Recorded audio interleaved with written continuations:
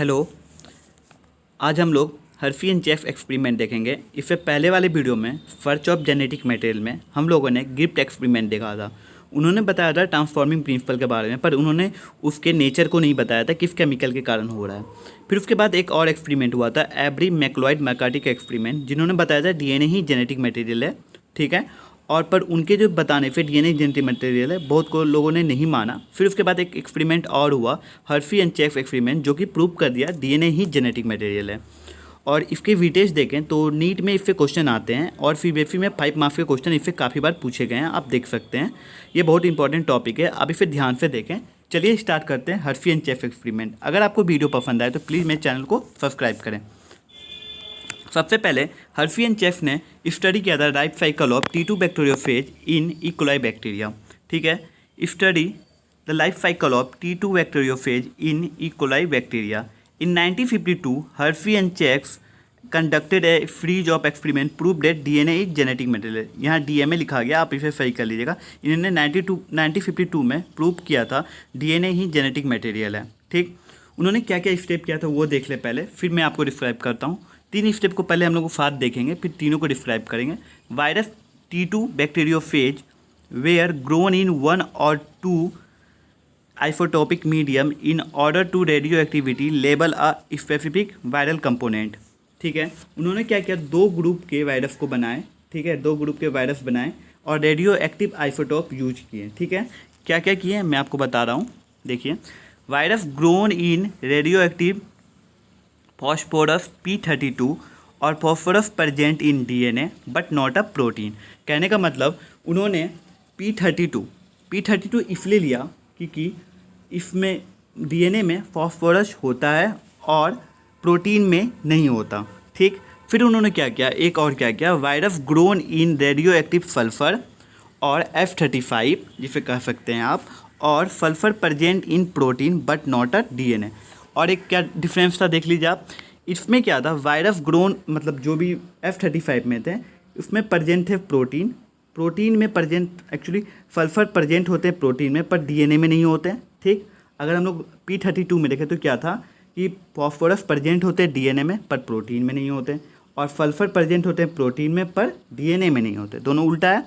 अगर फिर उसके बाद हम लोग देखें the virus were then allowed to infect the bacteria and then the virus bacteria were the separated view centrifugation। इस लाइन को मैं थोड़ी देर में मतलब समझाऊंगा, डिस्क्राइब करूंगा। उससे पहले मैं आपको बता दूं, इन्होंने वायरस के 2 ग्रुप बनाए, ठीक है। इस लाइन को इतने दूर को मैं कवर कर रहा हूं, अभी आप देखिएगा। 2 ग्रुप बनाए, एक ग्रुप के लिए उन्होंने वायरस को लेबल किया P32 से, ठीक है, जो कि डीएनए में है, फॉस्फोरस डीएनए में होता है, और दूसरे को F35 से, ठीक। और उसके बाद इससे पहले एक चीज़ आप जान लीजिए जो कि इम्पॉर्टेंट है, आपको पता होने के बाद आपको और भी अच्छे से समझ में आएगा इसमें कहे क्या रहा है और उन्होंने कैसे एक्सपेरिमेंट किया। थोड़ा सा डिटेल में देखें तो एक चीज़ याद रखिएगा, वायरस एक ऑब्लिगेट पैरासाइट है, आपको पता है वायरस एक ऑब्लिगेट पैरासाइट है। वायरस अपने सारे केमिकल अपने होस्ट से लेगा।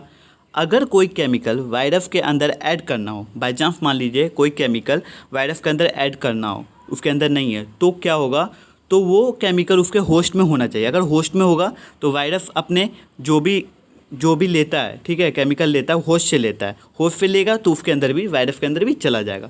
अगर एक एग्जांपल से मैं आपको समझाऊं, P32 को लेबल करके समझाऊं तो कैसे होगा। मान लीजिए P32 को लेबल करना हो तो पहले क्या कीजिएगा आप, मान लीजिए एक मीडियम है, मीडियम में क्या किए, ई कोलाई बैक्टीरिया को रखें और P32 को रखें।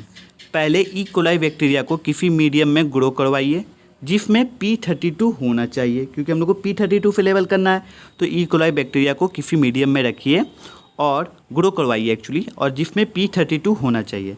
अब जब P32 मीडियम में ई कोलाई बैक्टीरिया को ग्रो कराइएगा, जब P32 मीडियम में है उसमें ई कोलाई बैक्टीरिया को ग्रो करवा रहे हैं, तो इसके मीडियम से होता क्या है, सारे न्यूट्रिएंट्स लेगा, ठीक है। सारे न्यूट्रिएंट्स लेने से क्या होगा, P32 बैक्टीरिया के न्यूक्लियोटाइड में जाएगा, मतलब बैक्टीरिया के न्यूक्लियोटाइड में P32 आ जाएगा, ठीक है। यहाँ तक तो हो गया, हम लोगों ने बैक्टीरिया के अंदर P32 को भेज दिया।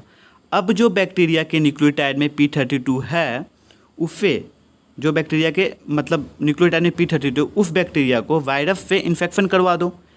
जब वायरस से इन्फेक्शन आप करवाइएगा तो वायरस अपने होस्ट के फाइटोप्लाज्म को यूज करता है, ठीक है, वायरस अपने होस्ट के फाइटोप्लाज्म को यूज करता है। और आपको पता है इसके न्यूक्लियोटाइड में क्या है, P32। होस्ट के न्यूक्लियोटाइड में कौन सा आ गया था, P32। तो P32 आने से वायरस का जो DNA बनेगा उसके DNA में भी P32 आ जाएगा, क्योंकि होस्ट से ही ना ले रहा है वायरस।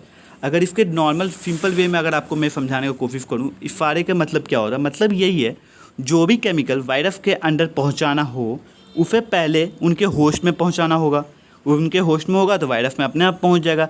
यही वे होता है लेवल करने का वायरस को।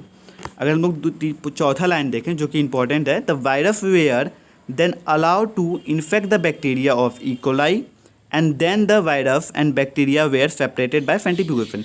इसमें 3 स्टेप आते हैं, मैं तीनों को कवर करूँगा और अभी आपको समझा दूंगा ये क्या रहा। अब वायरस को इन्फेक्ट कराया जाएगा ई कोलाई बैक्टीरिया को, कैसे अभी देखते हैं।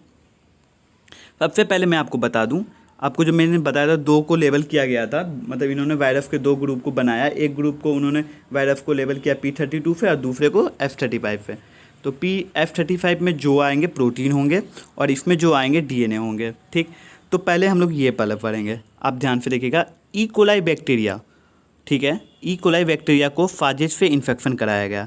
मान लीजिए ई कोलाई बैक्टीरिया को फाजेज से इन्फेक्शन कराया गया। फिर से देखिए, ई कोलाई बैक्टीरिया को फाजेज से इन्फेक्शन कराया गया। इन्फेक्शन कराने से क्या होगा, कराने के बाद क्या होगा, फाजेज का DNA, ठीक है, फाजेज का DNA इसके अंदर चला जाएगा। होता क्या, उसके बाद ब्लेंडिंग होता है। ब्लेंडिंग में क्या होता है, अगर आप देखें, ब्लेंडिंग के कारण प्रोटीन कोड बाहर रह जाता है, ठीक है, और न्यूक्लिक एसिड अंदर रह जाता है, ठीक। पहले आपके क्या कराया गया, ई कोलाई बैक्टीरिया को फाजेज से इन्फेक्शन करा दिए, ठीक है। इन्फेक्शन कराने से क्या हुआ, आप देखिएगा कि आपके जो न्यूक्लिक एसिड है इसके अंदर चला गया, ठीक है, DNA इसके अंदर चला गया और प्रोटीन कोड बाहर रह गया ब्लेंडिंग के बाद, ठीक है। उसके बाद सेंट्रीफ्यूगेशन कराया जाता है। और सेंट्रीफ्यूगेशन में क्या होता है, अगर आप देखें तो सेंट्रीफ्यूगेशन करवा देने के बाद तब क्या होगा, रेडियो एक्टिविटी, इसमें आप जब देखिएगा आपके DNA वाले में, इसमें DNA है, ठीक है, तो इसमें क्या होगा, रेडियो एक्टिव करने के बाद DNA में आप देखिएगा radioactivity inside the bacterial cell, मतलब जो न्यूक्लिक एसिड जा रहा है इनसाइड द बैक्टीरियल सेल और नॉट अ सुपरएंटेड, ठीक। यहाँ तक आपको समझ जाएगा, इसके अंदर बैक्टीरियल सेल के अंदर DNA जा रहा है, ठीक है, इनसाइड द बैक्टीरियल सेल। फिर अगर आप इसको देख लें, सल्फर को देखने के बाद मैं इसको एक बार दोनों को साथ में बता दूं, देखें तो P32 लेवल फेजेज से जब इन्फेक्शन करवाएं तो रेडियो एक्टिविटी हमें यहाँ मिला। हम लोगों ने नोटिस किया radioactivity reported in the bacterial cell में रेडियो एक्टिविटी रिपोर्ट की, मतलब वायरस का DNA बैक्टीरिया के अंदर गया, ठीक है। लेकिन जब F35 इसमें अगर हम लोग आते हैं, ठीक है, F35 को कराएं तो रेडियो एक्टिविटी यहाँ पे नहीं मिला। इसका मतलब वायरस का प्रोटीन इसके अंदर नहीं गया, मतलब प्रोटीन कोड इसके अंदर नहीं गया, ठीक। पर जो अंदर जाएगा वही ना प्रोजेनी बनाएगा। तो DNA अंदर जा रहा है, ठीक है, पर प्रोटीन अंदर नहीं जा रहा, प्रोटीन बाहर ही रह जा रहा है। इससे क्या पता चला कि DNA जो है और जो अंदर जाएगा, ठीक है, वही इन्फेक्शन करा के प्रोजेनी आगे बनाएगा। तो DNA ही जेनेटिक मटेरियल है। लेकिन जब F35 लेवल से देखा गया तो रेडियो एक्टिविटी वहाँ नहीं रिपोर्टेड हुआ और बैक्टीरियल सेल में मतलब वायरस का प्रोटीन कोड अंदर नहीं गया, इसमें अंदर नहीं गया।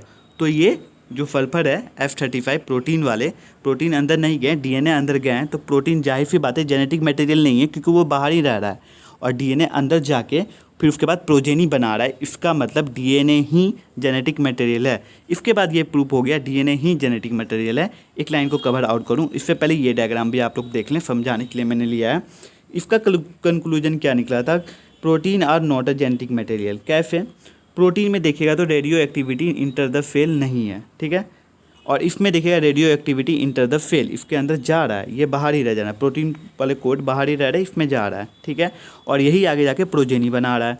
अगर हम लोग एक लाइन को और देख लें जो कि लास्ट ई है, the bacterial plate was found to radioactivity when infected by P32 होगा, आप सही कर लीजिएगा, थोड़ा सा टाइपिंग में गलत हो गया, viruses and DNA not a F35 viruses and protein. कहने का मतलब जो सिंपल सा बात है जो मैंने पहले कहा था, बैक्टीरिया सेल के अंदर जा रहा है वो प्रोजेनी बनाएगा, वो कौन सा है, DNA है।